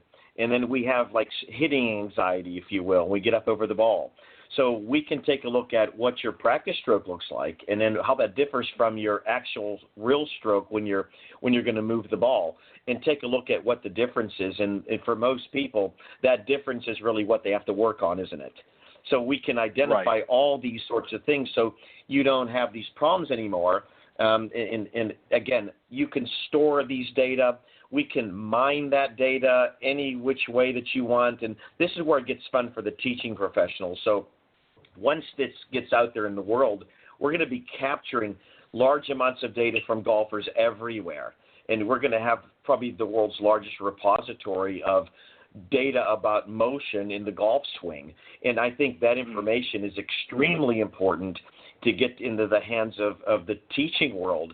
So now we're going to be able to have these guys take a look at it, analyze it, and it's going to give them another arrow in their quiver. They'll be able to go, okay, this is what this does in reality, and this is how we can correct this, and this is how that works. And, it's just going to change the way people think about moving the golf club, I think. And just to piggyback a smidge on that, the other component to this is, if you use the system out of the box and you don't put any additional information into it, so we give you the ability to create new sessions so that you can divide things into logical groups, and I did this on this, but it already divides everything into, this is where you were, so I want to see every time I putted at this particular location, I want to see every time I putted between these hours of the day, and to the point that you were making, you can run reports on any combination thereof, and we make that terribly easy. So out of the box, you can simply start putting, and it will capture what you're doing. We give you the ability to also have you or a colleague or a friend or what have you track the result of your putts as you're putting, in addition to tracking the motion of your putts. So, it's an unfortunate side effect of the way these things have been in the past, that most people's definition of whether or not they're a good putter is very simply whether or not the ball went in the hole on any given occasion. And consistency, as I don't think I need to say, is clearly not necessarily represented by whether or not the ball went in the hole on any given one occasion, but rather how good somebody is over time at reading the green and how they perform under a variety of circumstances. And so what we've done with the app is we give you the ability to provide additional information, and then we factor that additional information into these same reports. So if you want the light touch, easy way of using the app and the sensor, you can simply start putting, and we give you terribly rich reports able to be automatically divided out over location, time of day, etc. But if you take the time, and we make it very easy, to put in the result of the putt, was it long right, short left, short in general, you popped it, guess what? That all gets factored into the reports as well. Now here's where that gets interesting. To the extent that people have a tendency to practice what they're good at because they like reinforcing that they're good at something, right? You'll see people who are fantastic at 6-foot putts go out before a round and practice from 6 feet over and over again. And when you've got a system that's actually watching you, telling you, you know what, you're great at 6 feet, or you're great on left to right breaks, but rather we really think you should be focusing your attention over here. Now we're actually helping to correct that dimension of you that would rather focus on doing what you do well, and helping you to get better at that which you don't do well. Yeah, and I can see from an application for the teaching professional, this is a great way for them to gauge their player, regardless of what level the player is at. To further your point, is it allows them to see, okay, the student is good from 6 feet in, but isn't good from 12 feet and beyond, or whatever the case may be. So this gives them some real-time information as well to see for two areas. One, to see where the student needs improvement, but also gives them an idea when they're not there in front of the teacher to see what they're working on. Are they working on the areas that they need to be, or are they just, as you say, going out there and just practicing on the things they know they're good at? So it gives the coach an opportunity as well to be able to see what their students are working on and whether they're making the best use of their practice time as well, correct? Absolutely. And one last terribly important point that we try and inject into everything that we do, and this gets back to what Frank said in terms of the way, he designed the putter in terms of the lie angle and a variety of factors. We're all about making things fun. And that means it's not fun. I have, L4-5 issues. It's not fun for me to use something with an extreme lie angle and bend over for 3 hours at a clip, right? And right. So more fun is being able to go out and enjoy the game of golf and stand up straighter and have a better stance. But with the app and the sensor, the other thing that we're trying to do is we want the act of practicing and performing better and getting better at putting to in and of itself be fun. Because to the extent that you can do something which we know will help you perform better, and you don't even realize that you're practicing because you're having fun doing it, that's a home run for us. So there's another dimension to this, Ted, from a medical standpoint. Motion really is the fifth vital sign. The manifestation of disease, the medications you take, injuries that you have, it is displayed in how you move. So we have projects with some pharmaceutical companies taking a look at using sensors to detect the dyskinesia or improper movements in diabetic patients and Parkinson's patients before they can detect changes in their blood sugar level or before they realize that they needed to take another dose of L-Dopa. We are able to pick up these changes in movements at a very fine level. So, a lot of older golfers, we looked at an older population some years ago in Naples looking at lower back problems. Using a device that has a different spine angle or a more upright spine angle. If you take a look at most of the golfers on tour, they stand up much taller than they did back in the 60s and 70s. And that's going to allow them to play the game longer and healthier. So if we could develop, when you bend over a lot, your back muscles get very tired and sore, and you're not really aware of that. So your back changes position. So when you swing, you start to want to lift up straight. So you start to blade or shank the shot or hit it thin, if you will. It's just because your back's fatigued. So if you take a look at, someone like Bryson DeChambeau, who's a proponent of having the clubs be almost the same length. One of the big advantages of that is with a more upright stance, your back's able to perform better. And I was at Pinehurst a while back with a group of sports writers, gentlemen who came up in I have a background in pharmaceuticals. Our first company was a pharmaceutical company, and they were asking me about pain medications, and they have some neuropathic pain. They're older and have joint pain. So they were taking a drug like gabapentin, and it has a noticeable change on muscle function and can actually facilitate weakness. So when during the dosing of that drug is their movement more efficient? When can I practice better when I'm taking my normal routine medications, whether it's insulin, whether it's L-Dopa, whether it's gabapentin, whether it's whatever you're doing as you age? These all affect the way you move. So our systems can help you optimize that, find equipment that allows you to play better, and really give you a reason why these things are happening. A lot of people, if they can't see something or don't really understand it, tend to diminish it and go, no, that can't be happening. In reality, that is exactly what's happening. And so this is a way to get people to understand what they're doing, how that affects the way they move, in particular how they play the game, and give them a chance to optimize that as they go through life and face different changes as they age or they're subjected to different disease states or injuries. Right. Frank, let me ask you, do you see this then, based on what you were just talking about, do you see this then, your organization and your company, in addition to what you've already discussed tonight, creating an opportunity for the teacher professional to better equip, and I'm talking about equip in the sense of golf equipment, meeting these different challenges and needs that may arise as you said, as we get older. Traditionally, club professionals, as we age, and our students age, we might swap out and use a softer flex shaft or something like that. But based on what the data that you're getting in and your experience in the pharmaceutical industry, you've discovered that there's other challenges as well. So a sense what you're proposing here is an opportunity to better equip the student as well as their circumstances change later in life. So instead of playing with traditional equipment, they may want to have a longer shaft if they've got back issues, so they are standing more upright. Things like that. Do you see an application there as well with what you're doing?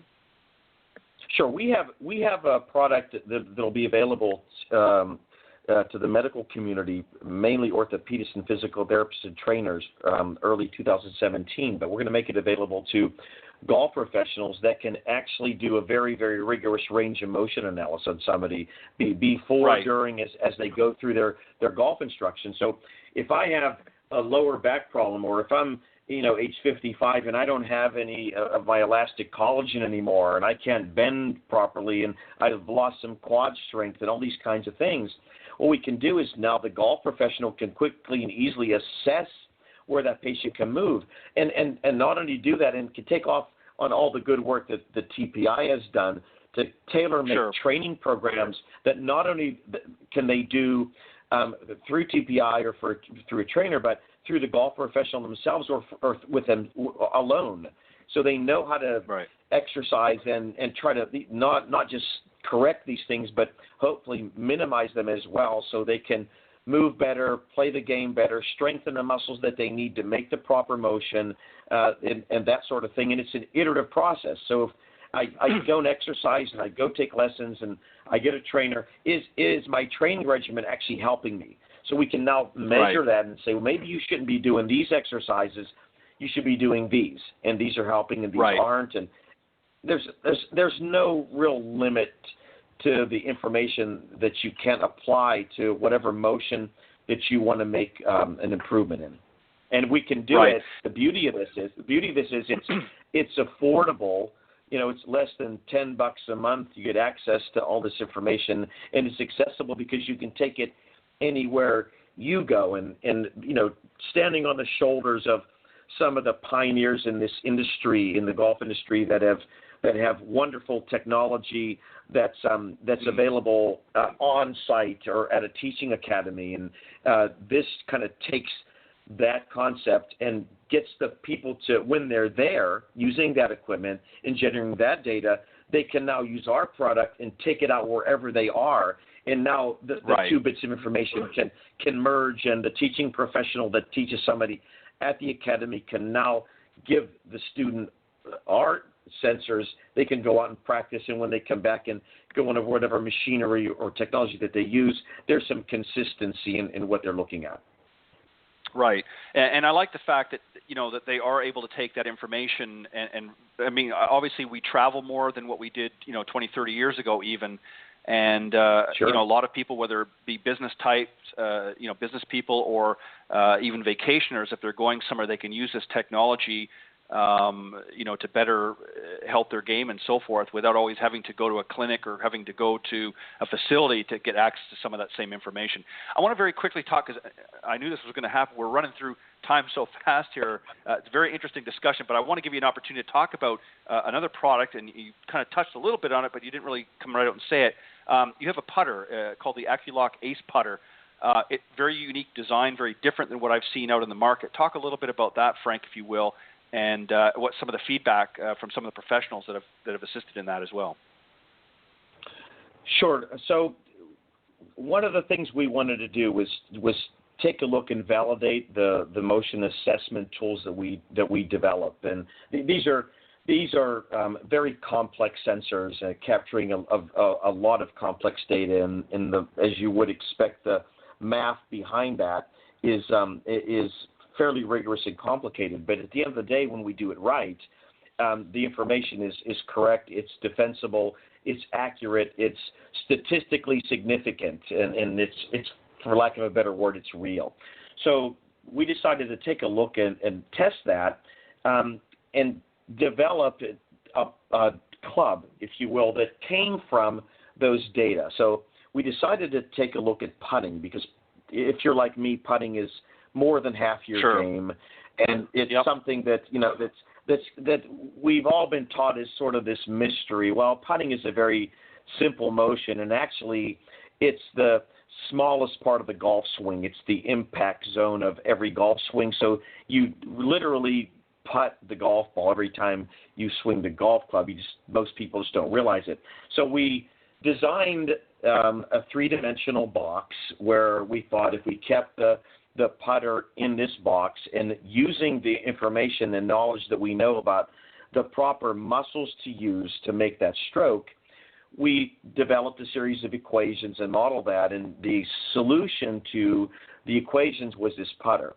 So unlike in most devices come from engineers where they're heavy into materials science and based on sort of historical ways clubs were made, they make a club and they try to get you to use that club from the outside in.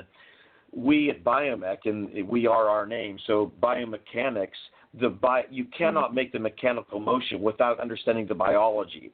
So we have a lot of PhDs in biological science here in BioMech that understand the proper way to make that motion. So we designed a putter that really comes from your body out and facilitates you to be in an upright stance. It removes your hands and wrists and small muscles from the putting stroke. It virtually eliminates the moment of inertia. You putt in a straight line as opposed to an arc.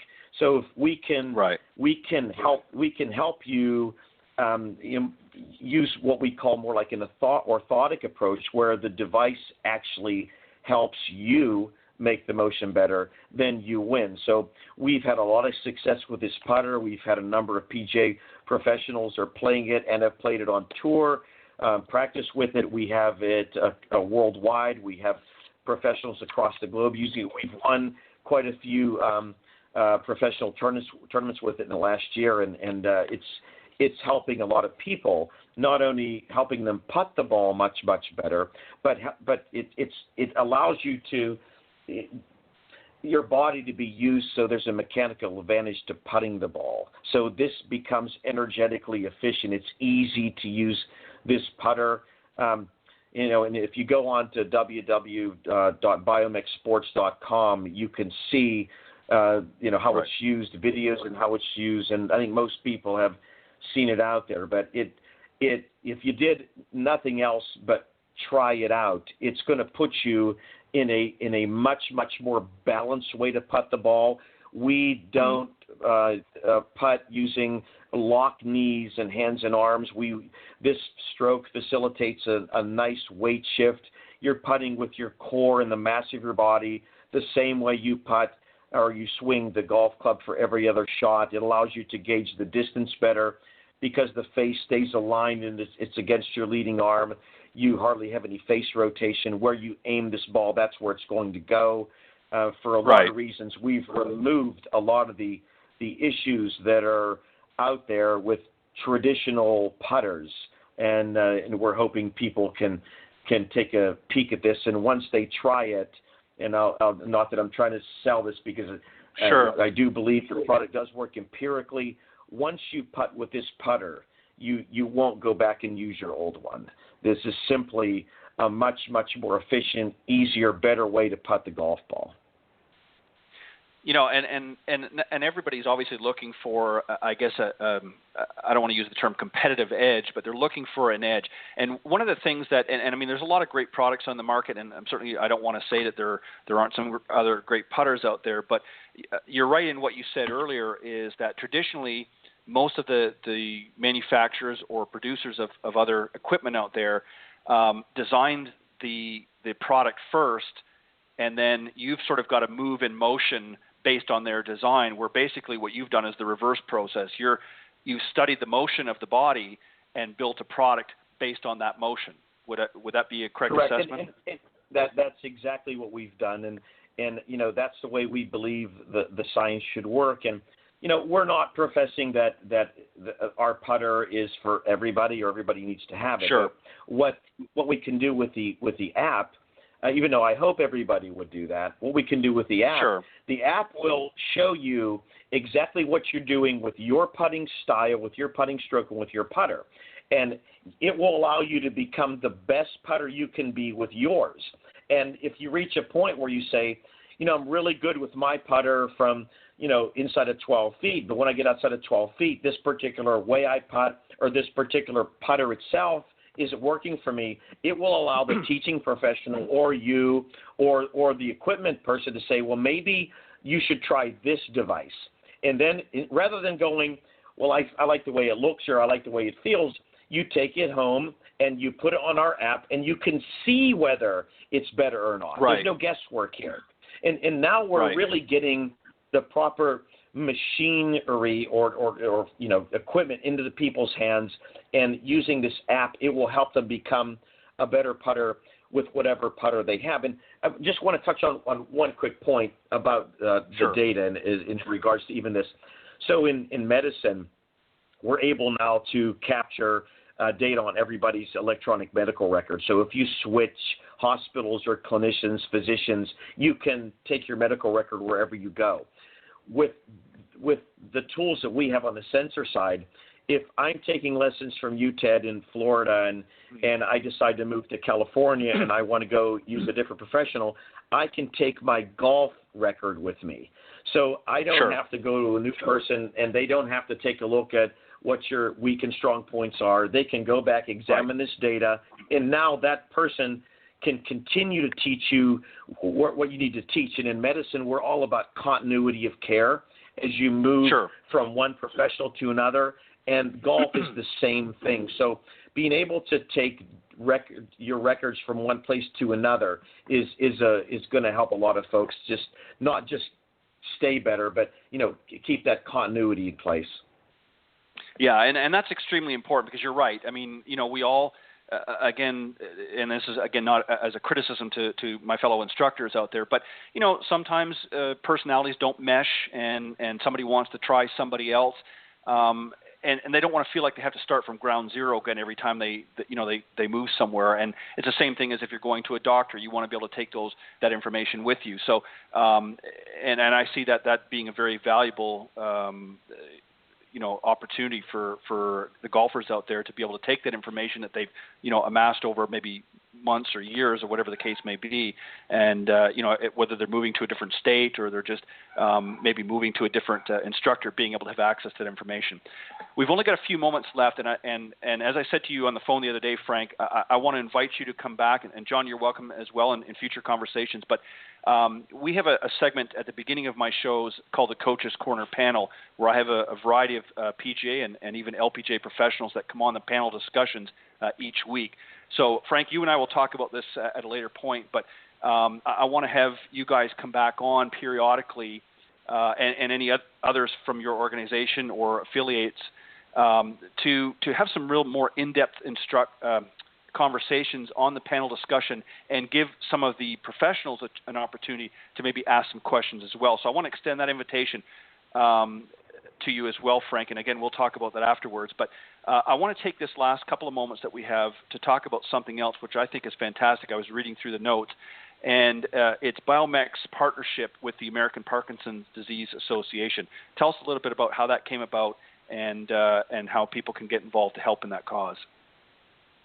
Well, the Parkinson's, as you know, is a disease that affects how you move. It actually stops you from moving, and the dyskinesia, or the erratic movements that we see, are basically caused by the medication itself. Treating Parkinson's is very difficult, and dosing someone appropriately is also very difficult. So, in nature, things stabilize if they have 3 points of attachment, and it basically defines, the directionality or the structure of molecules in nature. So minimally, you need 3 points. For people with Parkinson's disease who have dyskinesia in their limbs, whether it's their legs or, more importantly, in their upper extremities, with our device, the putter, when Yep. you can stabilize them in the third spot. So they have their 2 feet. That's 2 points. Mm-hmm. And if we can stabilize them, which the putter does, against their leading arm, these people now are able to control that dyskinesia, and they can actually get out there and play the game of golf again. Most of them can swing a club because they're holding a club, but putting is very, very difficult for them because they hold it in their hand. The putter's held in their hands. And I would tell you, everybody has a problem putting because they try to putt with their hands. It's the muscles in your hands and arms weren't designed to do that. They are prone to all sorts of things. And in Parkinsonian patients, they're really prone to problems. So what we do with the APDA, it's a wonderful organization. We're out and about in the country showing people how if they use this putter, it stabilizes their upper body, forming a very, very stable triangle between the ground, the putter, their arms and shoulders, and they're able to get back out there on the course and putt again. And more importantly, they can practice with this. So if a Parkinson's patient practices with for this putter for a half an hour or so, it actually reduces their dyskinesia. So when they're hitting an iron or a hybrid or a wood, they're much more able to control their movements, and I believe it in parts an advantage to their medication as well. So it's a lovely thing to watch, and we would encourage everybody to try to, who has Parkinson's, to go on our website, go to APDA, and really try this device. If putting a golf ball has caused you to stop playing the game, you no longer have that reason to do that. You can get back out there and start playing again. And with Parkinson's, staying moving helps minimize or slow down the progression of the disease and helps with your medication. So the last thing you want to do is stay home. Get back out there. Get back on the horse. Get back on the course. Keep playing, and the devices we make are going to help you do that. Well said, and what a great way to end our segment tonight. Frank, I want to thank you very much for coming on this evening, and I wish I had more time on this particular moment to extend to you. Unfortunately, I don't. I've got to wrap things up, but both to you and John, thank you for jumping in as well earlier on. I appreciate your input as well. And as I said, Frank, I'll be in touch with you shortly, and we'll talk about maybe having you come on again in the new year. But very quickly, Frank, when is your product coming out in 2017? You said the app and that. When is that going to be available, and where can the folks go to learn more about BioMech and some of the great products and some of the research you've been working on? The putting app will be available early 2017. It'll be available at all worldwide golf stores. And on the web, so you can go on to www.biomechsports.com. It'll be available initially at select clubs, pro shops around the country and around the world. And one last thing to go back to how we started the conversation, Ted. In any industry, you want technology to help and move things forward. So at BioMech, we really believe that technology transforms tradition, and I think we're very happy to be a part of that as golf moves forward and new traditions are carved. Yeah, I'm very very excited about what you guys are doing. I think this is great, and I can definitely see the applications, and there's really a myriad of applications in future that you can sort of derive from what you're currently doing. And just continue to expand. So you guys are doing some great work, and I think it's going to be very paramount in the golf industry over the next few years, the type of research that you guys are bringing to the table. So I say congratulations and kudos to you and your team, Frank, for in my opinion, hitting a home run. Thank you guys for coming on Golf Talk Live tonight. I appreciate your time and input into the show. And I look forward to having you guys come back on and talk. And very quickly, again, Frank, for those that you want to learn more about BioMech, the website again? www.biomechsports.com. And Ted, thank you so much for having us on, and wish everybody around the country a happy Thanksgiving. You as well, gentlemen. And again, thank you for coming on Golf Talk Live tonight, and I'll be in touch soon. Thank you, and have a great holiday. Take care. All right, Bye-bye. Thank you. Bye-bye. Bye-bye. All right, that was my very special guest from the CEO of BioMech Golf, the CEO, Dr. Frank Fornari.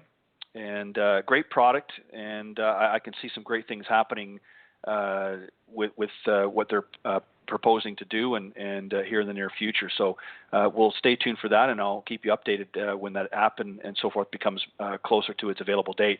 But just very lastly, again, I want to thank the coaches on Coaches Corner panel this morning, or earlier, this evening. You can tell I'm getting tired.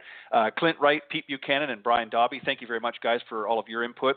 And happy Thanksgiving to everybody. We will not have a show next Thursday, of course, in observance of that holiday, but I will be the following Thursday, which will be in the month of December. So stay tuned for that. Thanks to all of the supporters and sponsors of the program. Continue to keep doing the great work and helping spread the word. And again, thank you, and I look forward to seeing you next time here on Golf Talk Live. God bless everybody.